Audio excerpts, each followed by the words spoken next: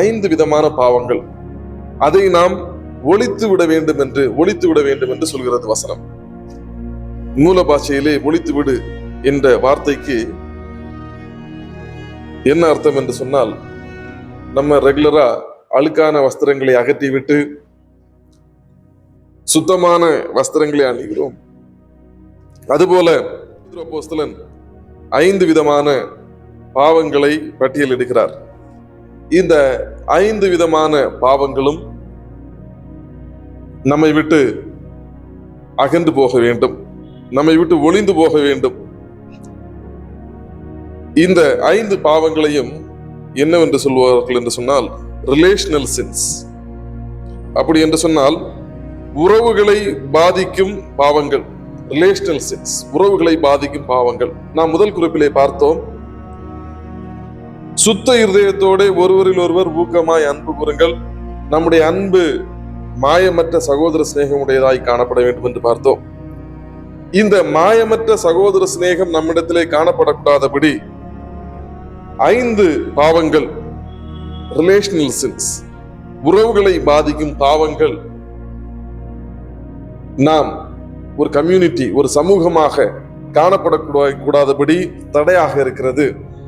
தடையாக இருக்கக்கூடிய அதை நாம் நிராகரிக்க வேண்டும், ஒழித்து விட வேண்டும்.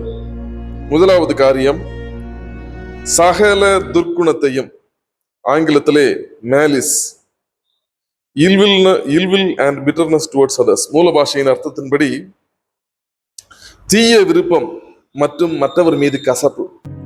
இன்று ரட்சிக்கப்பட்டேன், மறுபடியும் பிறந்தேன் என்று சொல்கிற அநேக கர்த்தருடைய பிள்ளைகளுடைய வாழ்க்கையிலே தீய விருப்பங்கள், மற்றவர்கள் மேல் கசப்பு காணப்படுகிறது.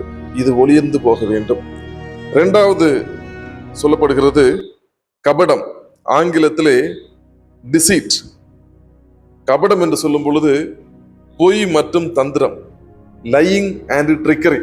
கபடம் என்று சொல்லும் பொழுது பொய் சொல்லுவது, தந்திரமாய் நடந்து கொள்வது. ஒரு நபர் மறுபடியும் பிறந்திருக்கிறார் என்று சொன்னால் அவர்களிடத்திலே கபடம் காணப்படக்கூடாது, கபடத்தை ஒழிக்க வேண்டும். கபடம் என்று சொன்னால் பொய் மற்றும் தந்திரம். இன்று அநேக கர்த்தருடைய பிள்ளைகளிடத்திலே பொய் சொல்கிறது, தந்திரமாய் நடந்து கொள்கிறது.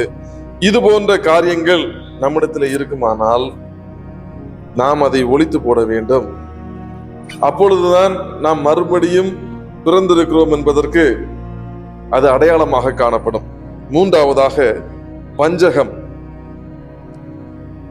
ஆங்கிலத்திலே ஹிப்போக்ரசி.